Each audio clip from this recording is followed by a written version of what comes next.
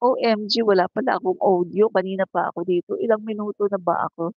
Saglit guys, saglit. Ilang minuto na ba ako na nagsasalita? Ilang minutes na ako nagsasalita? Guys, ilang minuto na po ako nagsasalita? Di bale, so i-ano ko na lang mamaya 'yan, tatanggalin ko 'no, yung mga si Sarah ang ingay. Yung mga, minutes na nagsasalita ako na walang audio, tatanggalin ko na lang yun mamaya. Ang ingay naman ni Sarah, grabe. So ito na mga kaibigan 'no, umpisa na tayo. Grabe guys, uulitin ko na naman. Sige, sige, wala na nga tayong magagawa kundi ulitin na lang 'no, 'yan. So ngayon po, bawat live po natin ngayon ay magkakaroon po muna tayo ng Bible reading 'no, kaunting verse po. Bible reading tuwing tayo po ay magla-live. At ngayon po, ang Bible reading po natin mga kababayan ay dito po sa Proverbs, 'yan, okey. Nasa Proverbs chapter 1 to 8. Uy, ayaw ma-open, saglit, saglit, okey. Saglit po, 'yun. Hindi pala nakabukas yung Wi-Fi dito sa isang cellphone, 'yan, okey. So, sorry po guys, wala pala akong ano, chapters chapter 1 verses 1 to 8 'no? 'Yan po ang ating Bible reading ngayon. Proverbs chapter 1 verses 1 to 8, 'yan. Ito po ang sabi po diyan, okey. "Listen, my son, to your father's instructions, and do not forsake your mother's teaching. They will be a garland to your grace. There will they will be a garland to grace your head and chain to adorn your neck. My son, if sinners entice you, do not give in to them."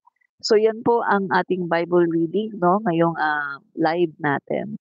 Proverbs chapter 1 verses 1 to 10. So, bigyan lang po natin ng kaunting, ating thoughts 'no, sabihin po natin dito. So sabi po dito, "Listen, my son, to your father's instructions and do not forsake your mother's teachings." So eto po mga kaibigan, hindi lang po ito ma-apply sa ating mga kabataan o sa ating mga anak, kundi maging sa ating mga adults 'no, sa mga matatanda na, sa mga malalaki na 'no, puwede din po itong i-apply. Ang ingay naman ni Sarah. So, anong ibig sabihin dito 'no, go back to the teaching mga kaibigan of our parents 'no, yung mga natutunan natin, mga tinuro sa atin ng ating mga magulang at mga natutunan natin sa ating mga religion class at sa ating mga pari-parokya o sa ating mga pastor 'no. So, ang sabi po dito, itong mga, values na in-instill sa atin mga kaibigan ay gawin daw natin na katulad ng palamuti 'no, at chain or garland na magiging palamuti sa ating mga leeg 'no, na ibig po sabihin mga kaibigan ay hindi natin ito makakalimutan, na kahit saan tayo magpunta ay dapat na, dala-dala natin ito at gawin po nating, chain or garland para lagi po natin itong maaalala kahit saan man tayo pumunta 'no. So, ang sabi po dito, isa pa, "My son, if sinners entice you, do not give in to them." So, kung halimbawa yung ating mga kabataan 'no, kung meron sa inyong magyayaya na gumawa ng masama o magbisyo, ay tanggihan po ninyo at atin pong, isipin at ating alalahanin yung mga values 'no, the Christian values na na-instill sa ating mga isipan, sa ating mga puso noong tayo ay, bata pa 'no. Sa itinuro sa atin ng ating mga magulang, natutunan natin sa ating mga religion class at natutunan natin at narinig sa ating mga, paris priest o kaya ay sa mga pastor 'no, kung ano man ang inyong mga relihiyon or denomination. So, alalahanin po natin 'to 'no, Proverbs chapter 1 verses, 8 8 to 10, no? 8 to 10 pala mga kaibigan. Listen, my son, to your father's instructions and do not forsake your mother's teaching. There will be a garland to grace your head and chain to adorn your neck. My son, if sinners entice you, do not give in to them. So yan po mga kaibigan, no? So every time na tayo ay magla-live, meron po tayong Bible reading, mga kaibigan, no? So wag niyo pong kakalimutan, ito po yung Proverbs, no? The Proverbs of Solomon. So, yan na mga kaibigan, no? Punta na po tayo sa ating topic. So, ayun na nga mga kaibigan, no? Etong mga kaibigan, no? Ang ating pong topic ngayon ay naunsyaming pag-ibig ni VP Sara Duterte at ang katiwalian ng ibang mga kongresista at saka iba-iba pa pong topic natin na mga current events po, mga nangyayari ngayon sa ating bansa, no? So, isa nga po mga kaibigan, no, sa ating ita-topic ay eto nga pong si, Secretary Vince Dizon, 'no, siya po ay naimbitahan nga po sa, budget deliberation ng Congress at meron pong isang kongresista na nagtanong po sa kanya, 'no, taga Zamboanga. So, ito po mga kaibigan, yung concern po dito ng kongresista na ito ay concern nating lahat ng mga Pilipino kasi nangyayari din po ito 'no, lahat po sa atin, lalong-lalo na mga kaibigan kung mahilig po tayong umalis. So, ito pong concern na ito ng kongresista na taga Zamboanga, yung sinabi po niya, tinanong po niya kay Secretary Vince Dizon kung pupuwede daw ba na mabago 'no, yung pag-allocate ng budget kasi patungkol po ito sa mga daanan, sa mga street 'no, mga daanan, mga roads na ang gaganda pa, pero ginigiba na pagkatapos gagawin na naman muli 'no. So, dito po sa lugar namin maraming ganyan 'no, na makikita mo ang ganda-ganda ng daanan, wala man lang kabiyak-biyak 'no, pagkatapos walang kabitak-bitak, pagkatapos makikita mo andiyan na, may mga heavy equipments talagang, ginigiba nila para gumawa ng panibagong daanan. So, bukod sa ito ay perwisyo sa ating mga motorista at ito ay sagabal 'no sa mga, sa trapiko. Nagkaka-traffic-traffic dahil dito sa paggiba ng mga daanan na ang gaganda naman at hindi naman talaga sira. So, bukod po diyan mga kaibigan sa istorbo ay talagang sayang po yung taxes ng taong bayan 'no, kasi biruin mo ang ganda-ganda pa pagkatapos babakbakin lang para gawan ulit ng bagong, daan. So, ang ni-raise po nitong taga Zamboanga 'no, na kongresista, ang sabi po niya, nakakaiyak nga at nakakalungkot isipin na maraming mga daanan 'no, sa Pilipinas na ganito 'no, na binabakbak, ang gaganda pa pagkatapos andiyan na naman. Aayusin tapos next year babakbakin na naman pagkatapos aayusin. Samantalang napakaraming lugar pa sa Pilipinas na hindi pa talaga nagawa ang daan, hindi pa talaga nagkaroon ng sementadong daan. At, in fact mga kaibigan, isa sa, ebidensya ay yung ating mga, learners, mga mag-aaral na pumapasok sa kanilang mga paaralan na talagang lumulusong sila sa putik 'no, talagang putikan. Yung mga pilapil, mga damuhan, lupa 'no, wala pa talagang roads.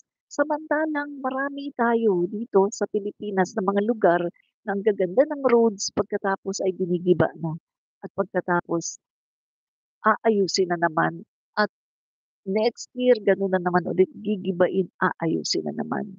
So dito po, tanong po nitong kongresista na taga Zamboanga, kung pupuwede daw ba ito na na Ma yung mabago 'no, na hindi na ganito. Kasi itong practice na 'to mga kaibigan natatandaan ko, napakatagal na nito. Even the Senator Nene Pimentel 'no, yung tatay pa ni Coco Pimentel 'no, yung namatay na tatay ni Coco Pimentel ay ni-raise niya rin ito mga kaibigan na, bakit ganito yung, budget sa Pilipinas 'no? Bakit ganito na binabudgetan yung mga, kalsada na maayos pa binabudgetan yearly, ginigiba para ayusin na naman.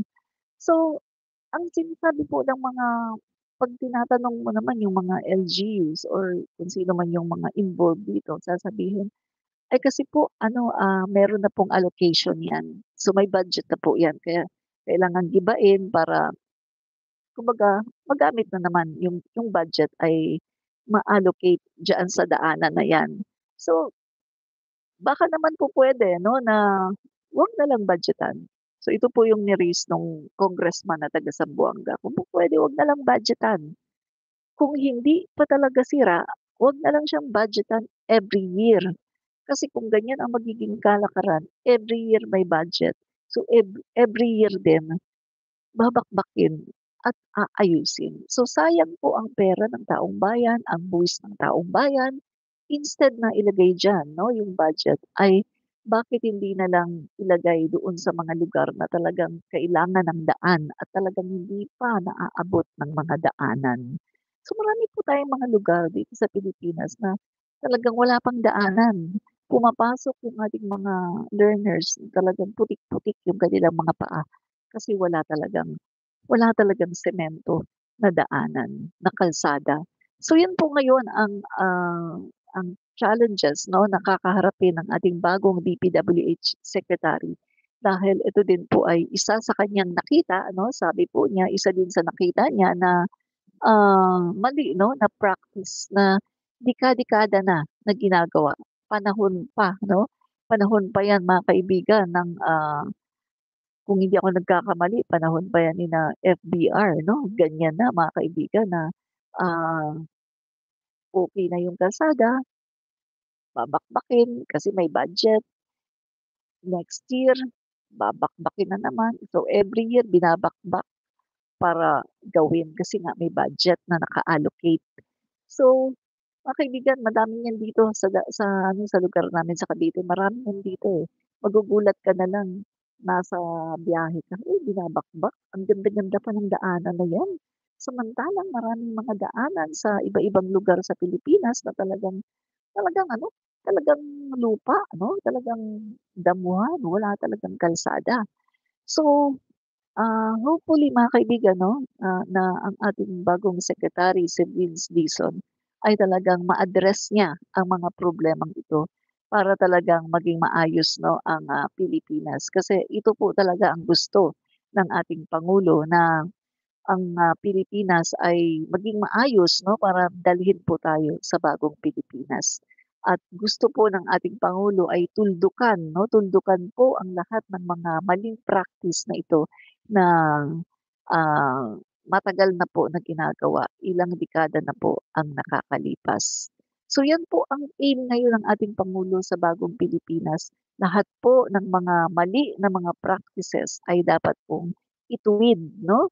So, ituwid na at 'wag nang ipagpatuloy. 'Yan po talaga ang battle cry ng ating pangulo, na lahat ng mga, ginagawa ngayon sa gobyerno na mga practices, dekada-dekada na ang nagdaan na hindi tama ay dapat ng tuldukan 'no, para po, talagang ang budget ng bayan ay talagang magamit sa tama.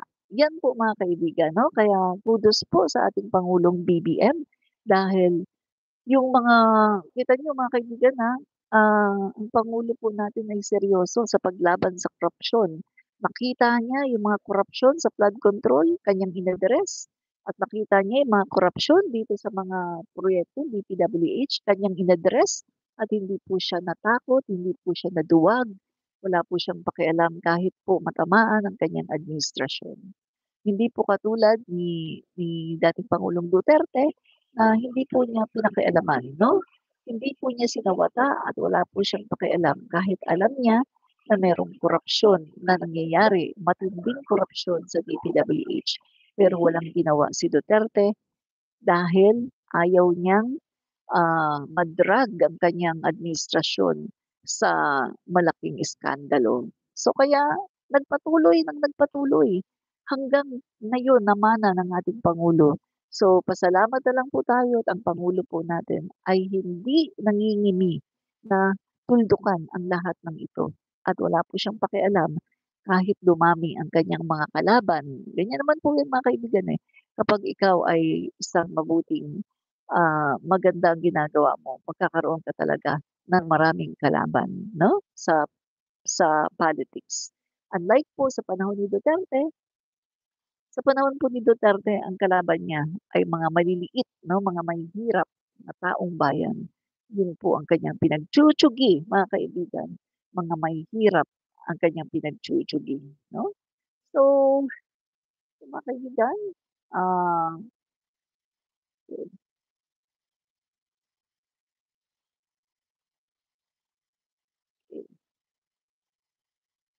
galing ko lang po isa, 'yan. So, ito po mga kaibigan 'no, palabas po natin yung pagkabuko 'no, yung pag-amin. Okey, pag-amin po 'no, eto.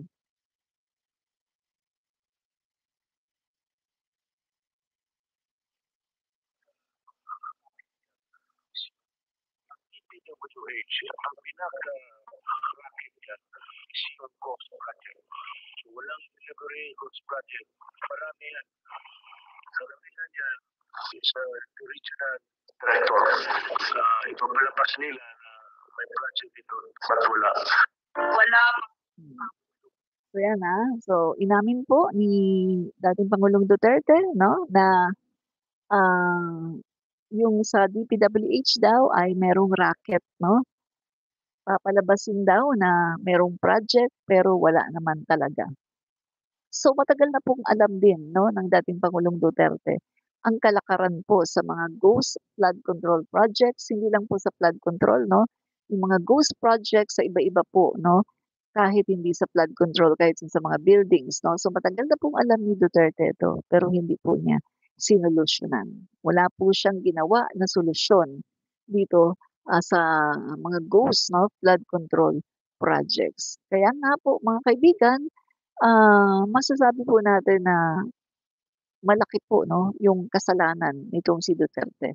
Kasi mukhang kanyang tinolerate yung mga korapsyon na nangyari mga kaibigan sa kanyang termino. 6 na taon mga kaibigan na kanya pong, tinolerate ang korapsyon sa Duterte administration. At namayagpag po ang Diskaya 2016 onwards namayagpag ang Diskaya. So, pasalamat po tayo ngayon dahil meron na po tayong pangulo na talagang tinuldukan ang lahat ng ito 'no, para po sa taong bayan, 'yan.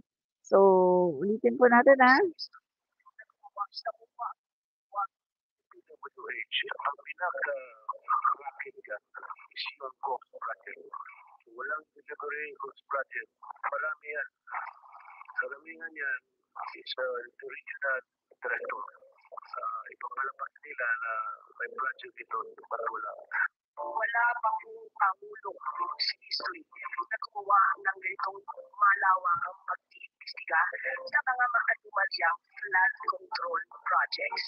Kahit natamaan ang kanyang administrasyon, mahabang ang Pangulo Marcos Jr. na ito ay maimbestigahan.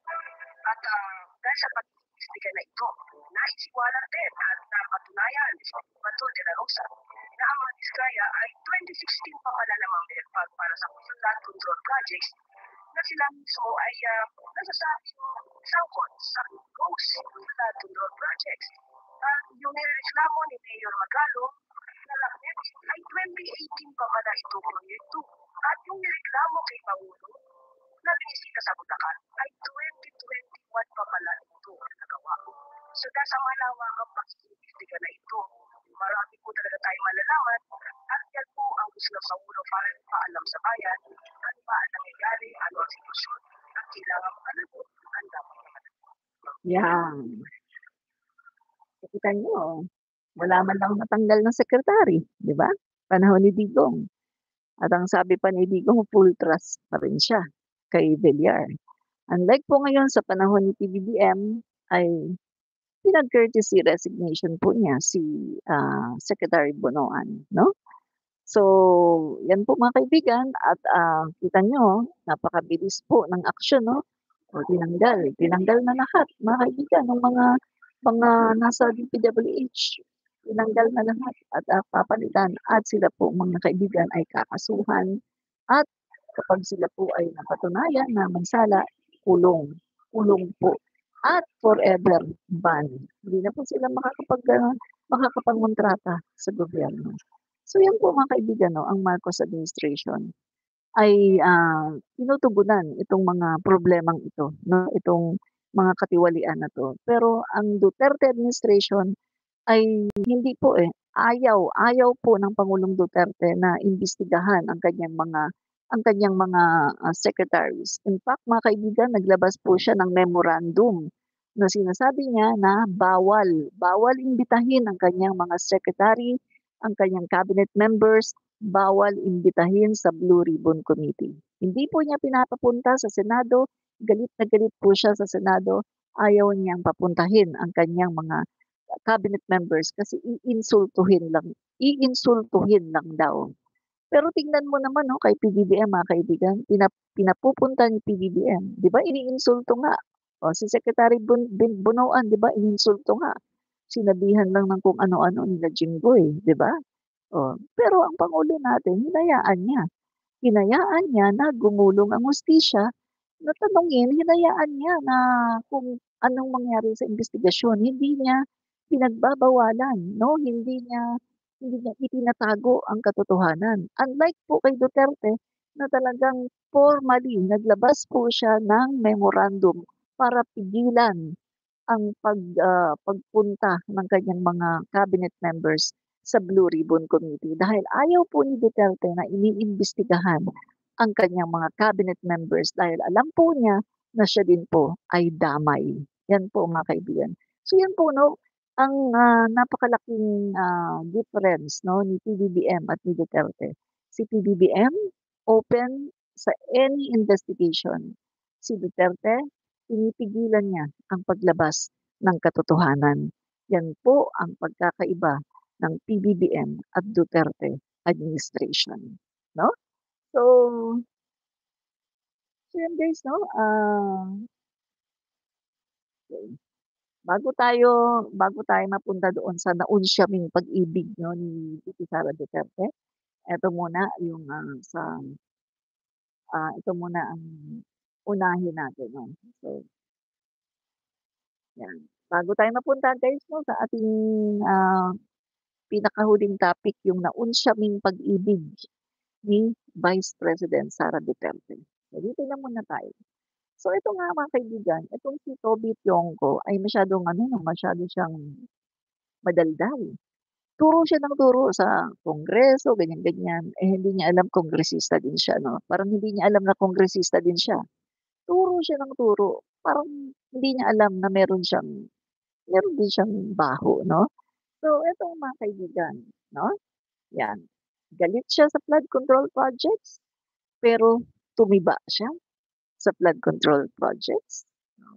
So, tingnan natin kung makapagsalita kasi itong si Toby, mga kaibigan, no, laban sa kapwa ng mga kongresista, akala mo ang linis. Yun pala, may 529 million na insertions sa 2025 budget. Karamihan para sa mga flood control sa Navotas na lalong lumala sa pagbaha. So, gaano kaya ito katotoo mga kaibigan? So meron itong resibo na pinakita yung isang kongresista, no, may resibo po. So, malamang ito talaga ay totoo kasi may resibo na pinakita literal po na resibo. So yung St. Timothy Construction at yung SYMS Trading Construction ang mga kontraktor na may record ng GOES at substandard projects ang may hawak ng pondo ni Toby. So ano yan? Kung alam ni Toby, bakit niya pinayagan, no? So, at kung hindi niya naman alam, mas malala yun kasi ibig sabihin wala talaga siyang silbi. So mga kaibigan, dito nga yun sabi ko nga na yung tao na mahilig magturo, mahilig magbintang, mahilig mag-drop ng name, siya pala talaga ang merong skeleton na tinatago sa kanyang closet. Remember, Sara Duterte? Diba? Ever since, walang ginawa kundi bintang ng bintang kay speaker, dami-dami binibintang kay speaker, pero eto, ayaw niya ng trial kasi nakita niya at alam niya na dehado siya kapag nagkaroon ng impeachment trial dahil alam niya na hindi naman niya kayang, iligtas ang kanyang sarili dahil nakita niya na maraming ebidensya na magdidiin sa kanya. Kaya ang kailangan na lang niyang gawin ay iwasan 'no, iwasan ang trial at ipadeklara na ito ay unconstitutional. Kasi mga kaibigan, na malinaw na si VP Sara Duterte ay guilty. Guilty talaga siya guys. Kasi kung hindi siya guilty, hindi niya ito iiwasan. Etong pag-iwas niya, papadeklara niya na unconstitutional ang impeachment trial, ito ay malaking ebidensya, 101% na siya ay guilty sa kaso ng pagnanakaw, sa kaso ng bribery, at sa kaso ng threat. Guilty talaga si VP Sara Duterte. At eto mga kababayan, mananatili sa isipan, sa puso ng mga Pilipino na siya ay nagnakaw hangga't hindi niya malilinis ang kanyang pangalan through impeachment trial. Mananatili sa puso at isipan ng mga Pilipino na siya ay isang magnanakaw. Diba? So, ito mga kaibigan, no? Under the 2025 budget insertions, may anomalya sa distrito ni Toby. So, 529 million insertions? Oh, ano ba yan, no? So, according to Representative Alfredo Garbin, si Tiangco ang may more than ₱500 million in insertions, 65 to 70% of which were for flood control in Navotas. OMG! OMG mga kaibigan, ano ba yan, no? So the budget went to notorious contractors linked to ghost projects and substandard output. My God, mga kaibigan, ano ba yan, no? So, ito pa ha, St. Timothy Construction at SYMS flag contractors. St. Timothy owned by the Diskaya family linked to substandard projects and tax issues. SYMS behind alleged